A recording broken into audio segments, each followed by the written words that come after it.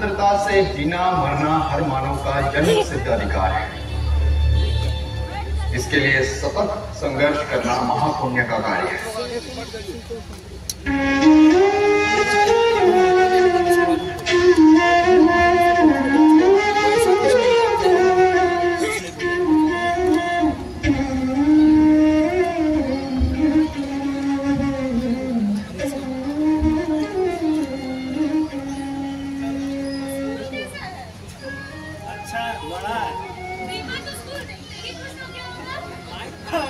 पूछने की बात है, उसके पास जमीन पे लाते स्कूल जाते वक्त हमारा भीम का बहुत पूछता है।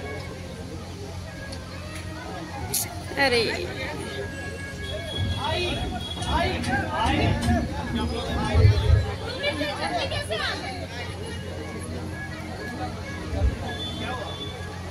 स्कूल से छुट्टी हो गई, हमें स्कूल में नहीं पढ़ना। क्यों? हमें कक्षा के बाहर रहकर पढ़ने को कह रहे हैं, और जब हमने कहा हमें कुछ सुनाई नहीं दे रहा, गुरुजी कहते हैं पढ़ लिखकर बैरिस्टर बनोगे, तब हमारी कोई गलती नहीं थी।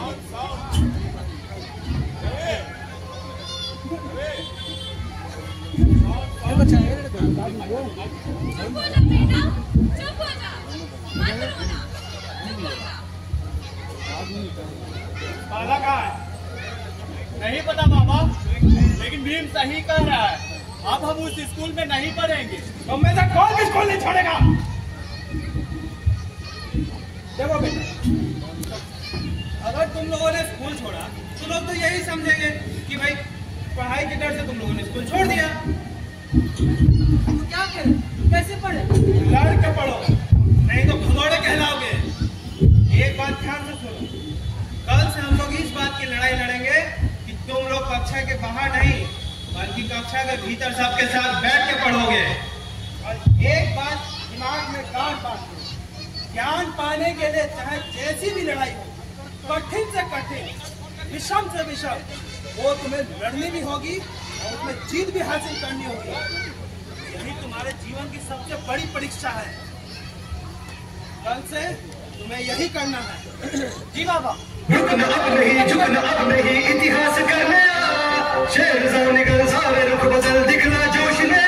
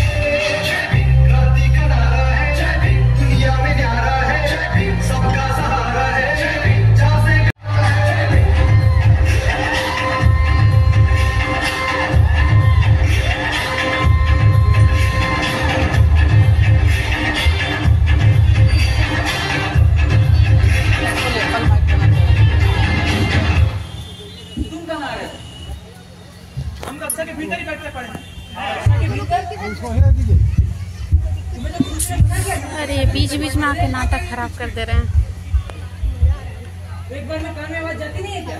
चलो जाओ अपनी जगह पे जाके खड़े हो जाओ। मैं तो कक्षा में बैठ के ही रहूंगा। ये क्या? ये तो दरवाजे पे ही लेट गया। मैं अंदर कैसे जाऊंगा? आओ भाई, तुम भी यहाँ लेट जाओ। ये लोग ऐसे नहीं मानने वाले। उठो उठो, नहीं तो डंडा मारूंगा। कुछ भी कर लो, मैं नहीं उठूंगा। रुको, डंडा लेकर उठूंगा। उठो, नहीं उठूंगा। ये क्या बदतमीजी है? देखो बैठने की जगह है। अरे साइड पीछे चाहिए। गुरुजी कहते हैं अगर पढ़ना है कक्षा के बाहर रहकर पढ़ना पड़ता, परंतु गुरुजी कक्षा के बाहर से ना कुछ सुनाई देता और ना ही कुछ समझ में आता। और जब गुरुजी से कहा, गुरुजी कहते हैं पढ़ लिखकर बैरिस्टर बनो। या तो सारे बच्चे मेरे साथ कक्षा के बाहर बैठकर पढ़ेंगे, या मैं भी उन लोगों के साथ कक्षा के भीतर ही बैठकर। ये क्या बात है? अब ये कक्षा के भीतर बैठना पड़ेगा। सही तो कह रहा है बच्चा। या तो सभी बच्चे बाहर बैठ के पढ़ाई करेंगे, या फिर ये बच्चा भी कक्षा के भीतर सबके साथ पढ़ाई करेगा। अभी क्या कह रहे हैं? मैं ठीक कह रहा हूँ, समझे? उठो भी, उठो और आज से तो सबके साथ कक्षा के भीतर में बैठ के पढ़ाई करना, ठीक है? और एक बात याद रखना, आगे से कभी भी ऐसा नहीं करना। चलो बच्चों अपने काम करो। चलो भीम, तुम्हारा उपाय काम कर गया, तू जीत गया। अब कल से हम भी कक्षा के भीतर बैठ के पढ़ेंगे। धन्यवाद गुरुजी।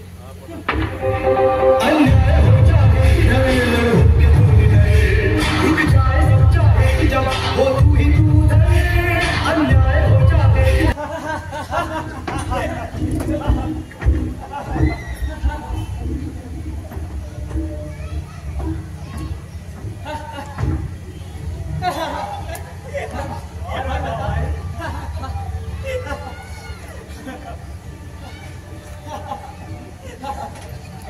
देखो राजा साहब आ गए।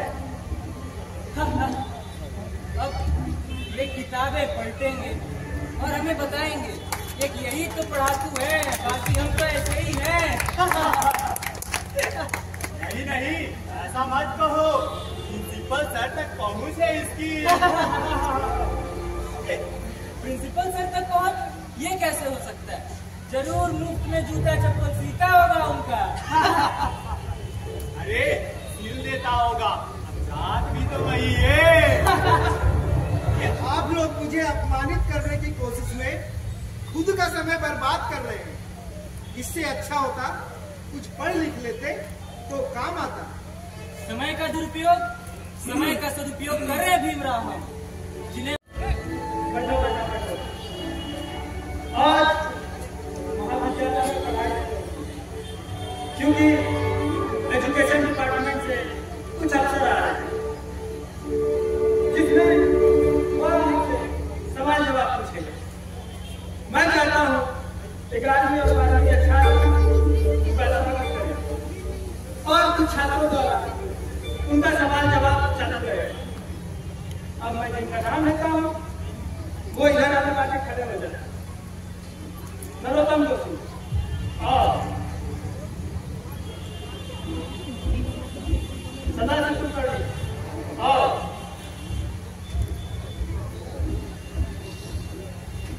आप दोनों मेरे सवालों का जवाब देंगे। जब वो लोग पूछेंगे तो आप लोग को बताना है इनका जवाब। जी गुरुजी मुझे भी शामिल कर देते। क्या कहा भीमराव? तुम्हें इस महाविद्यालय में पढ़ने दिया जा रहा है, इसका मतलब यह नहीं कि तुम हमारे सर पर चढ़कर नाचोगे और हम तुम्हें अतिथिगण के सामने भेजकर उनका अपमान नहीं करना चाहते। वह छोटी जाति के विद्यार्थी को देखेंगे उनका मन खराब होगा। वह तो यही सोचेंगे कि ऊंची जाति के विद्यार्थियों के होते हुए भी उनके सामने छोटी जाति के विद्यार्थियों को तेज किया गया है। अगर वो विद्यालय में विद्या की बातें करने आ रहे हैं, विद्यालय में शिक्षा का आकलन करने आ रहे हैं, तो उन्हें जाति से नहीं शिक्षा से मतलब होनी चाहिए। वैसे भी शिक्षा आपके लिए एक समस्या होगी, जाति के लिए नहीं। शायद तुम यह भूल रहे हो कि वह भी इसी समाज का हिस्सा है। टीचर वो भी कोई चीज है कि नहीं? क्या कहते हो बच्चों? भीमराव को अतिथिगण के सामने पेश करना चाहिए या नहीं? नहीं गुरुजी। जी मास्टर जी, हाँ अतिथिगण आ गए। ठीक है, हम आते हैं। आप सभी अपने साथियों का सहयोग करने साथ में चले। और हाँ भीमराव, ये शिकायत का नाटक वाटक प्रिंसिपल के पास जाकर मत करना। क्या है ना, इस महाविद्यालय की इज्जत करना एक अच्छे विद्यार्थी का कर्तव्य होता है, याद रखना। चलो बच्चों।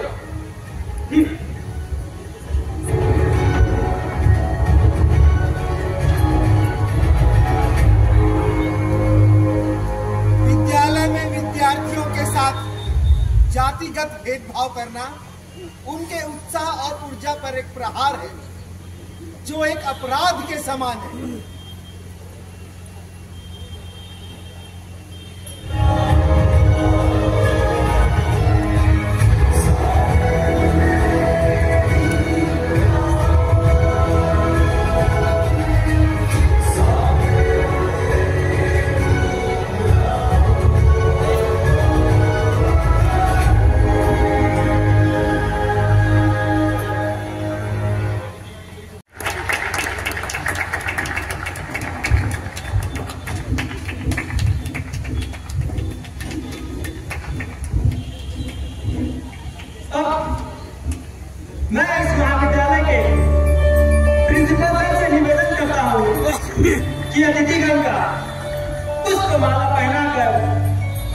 स्वागत करें।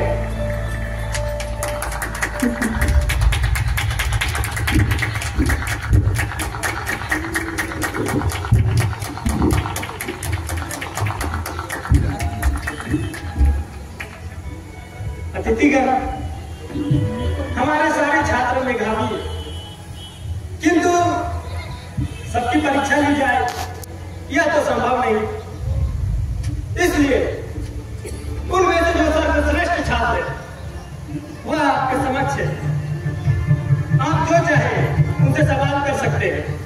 यह है नरोत्तम जोशी, यह है सदाशिव कुलकर्णी और यह है मनोहर शास्त्री। लोगों ने भीमराव का चुनाव नहीं किया? कुछ कहना चाहते हैं क्या सर? ठीक है। अब अतिथिगण, आप जो चाहे उनसे सवाल कर सकते हैं। छात्रों, मुझे ये बताइए, कोलंबस और वास्को डी गामा, इन दोनों में क्या समानता है और क्या विषमता है? कोलंबस और वास्को डी गामा दोनों में समानताएं यह थी कि दोनों ही नाविक थे, दोनों ही महत्वाकांक्षी थे और दोनों ही बहादुर थे। और दोनों में विषमताएं यह थी, दोनों ही समुद्री रास्ते से भारत की खोज के लिए निकले, परंतु कोलंबस भारत की जगह अमेरिका जा पहुंचा और वास्को डी गामा ने भारत तक की सफर तय की। तुम्हें इन दोनों में सिर्फ इतनी ही विषमताएं नजर आ रही हैं? जी मैडम, बस इतनी ही विषमताएं। वास्को डी गामा पूरी तैयारी के साथ, अनुसंधान और नक्शे के साथ भारत की खोज पे निकला था, जबकि कोलंबस की तैयारी उतनी पुख्ता नहीं थी। तो इन दोनों में सबसे बड़ी विषमता उनके नजरिए की थी। नजरिया बहुत मायने रखता है। तुम्हें इतिहास की सूचनाएं तो याद है, लेकिन उन सूचनाओं से मिलने वाली सीख, वो चीज तुम्हें नहीं पता। और इतिहास से हमारा भविष्य और वर्तमान अगर अच्छा ना हो पाए तो हमें इतिहास सीखने का कोई मतलब ही नहीं है। बच्चे धीरे धीरे सब सीख जाएंगे। अच्छा बच्चों, ये बताओ आर्किमिडीज का सिद्धांत क्या कहता है? अरे बेटा सदाशिव, तुम बता।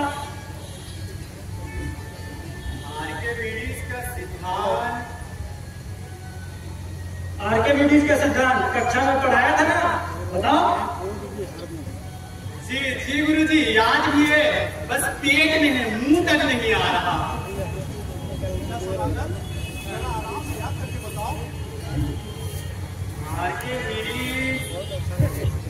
हाँ सर, याद आ गया।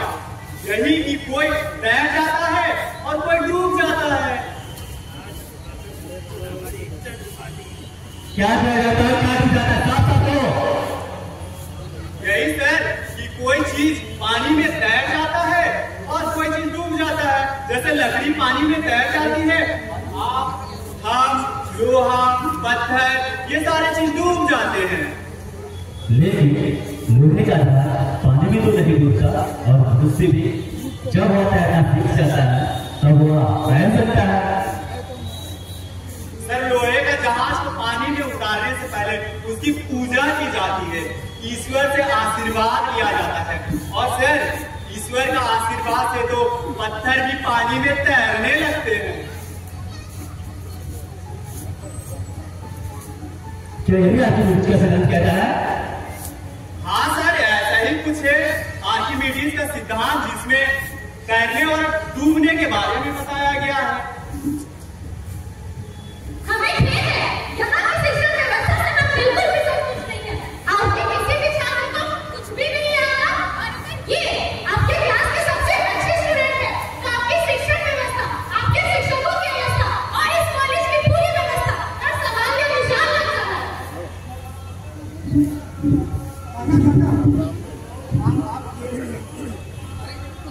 तुम पढ़ाई करो, मैं ये कर देता हूँ। काका मुझे दीजिए ना, काम है। अरे तुम ये क्या कर रहे हो? काका मुझे दीजिए। धन्यवाद। फिर कोई समझ नहीं रहा, क्या पढ़ाते क्या लिखाते कुछ समझ में नहीं आता। अगर इस तरह की शिक्षा व्यवस्था है तो हम फिर विश्व से कल रिपोर्ट करेंगे। चलिए पूजन, क्षमा करें। जब किसी वस्तु को किसी द्रव्य में डुबाया जाता है तो उस वस्तु के भार में कमी का आभास होता है। उस कमी के आभास उस हटाए गए द्रव्य के बराबर होता है और नीचे से ऊपर की ओर उस वस्तु पर बल लगती है, जिसे उत्प्लावन बल कहते हैं। वस्तु द्वारा हटाए गए द्रव्य के भार के बराबर जब होता है तो वो वस्तु तैरने लगती है। इसका मतलब ये हुआ, जब कोई वस्तु अपने भार से अधिक जल हटाएगा तो वो वस्तु डूबेगी नहीं। अरे वाह, तुम तो बहुत मेधावी छात्र लगते हो। अगर इस तरह की शिक्षा व्यवस्था रही तो कॉलेज बहुत नाम रोशन करेगा। तुम्हें कक्षा के बाहर बैठ के पढ़ने की कोई जरूरत नहीं है, तुम्हें तो कक्षा के अंदर बैठने की जरूरत है। क्यों? हाँ बिल्कुल, लेकिन तुम्हें ये सब कैसे मालूम? तुम तो झाड़ू करने वाले लगते हो। क्षमा करें, जब पद्माकर गुरुजी यह पाठ पढ़ा रहे थे तब मैं कक्षा के बाहर झाड़ू लगा रहा था, मगर पद्माकर गुरुजी ने इतने अच्छे से बाकी बच्चे अपने कक्षा में जाए।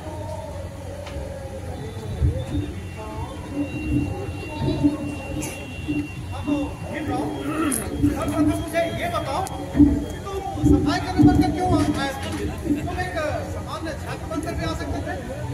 क्षमा करें गुरुजी,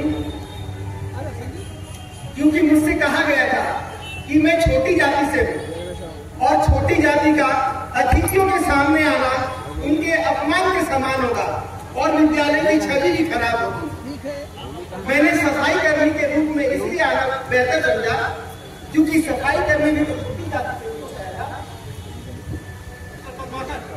आपने पहले भी भीड़ की पढ़ाई रोकने की कोशिश की थी और आज इस तरह का हरकत किया, ये बहुत बड़ी गलत किया।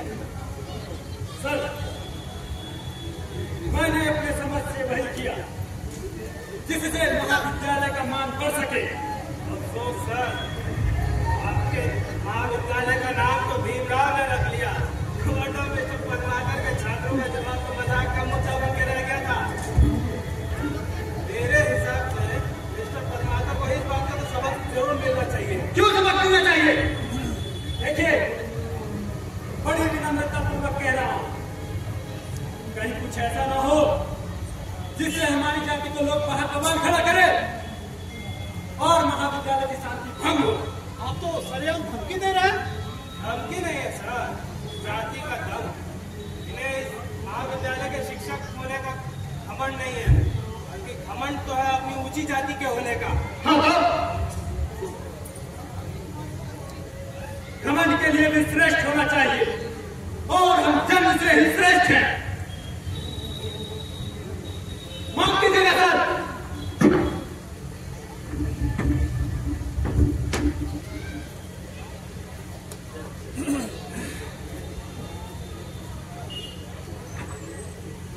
भीमराव, आज जो तुमने इस महाविद्यालय के लिए किया उससे विद्यालय की प्रतिष्ठा को बढ़ाया है।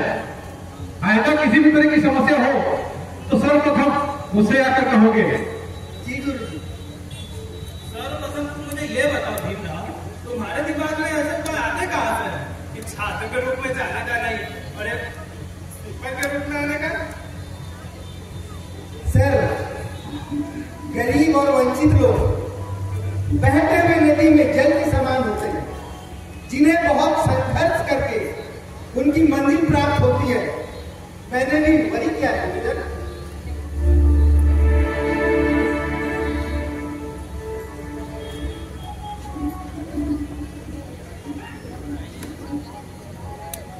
नई सदी, नया शहर, नए विचार। उनके सदस्य 1947 को अम्बेडकर को स्वतंत्र भारत के नए संविधान की रचना के लिए बनी संविधान की मसौदा समिति के अध्यक्ष पद पर नियुक्त किया गया।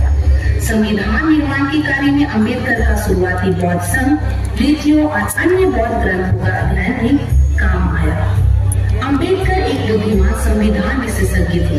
उन्होंने लगभग 7 देशों के संविधानों का अध्ययन किया था। अंबेडकर को भारत के संविधान का पिता के रूप में मान्यता प्राप्त है। डॉक्टर भीमराव अंबेडकर ने भारतीय संविधान लिखकर भारत में एक अच्छा देश बनाया। संविधान सभा ने भारत के संविधान को 2 वर्ष 11 माह 18 दिन में 26 नवंबर 1949 को पूरा कर राष्ट्र को समर्पित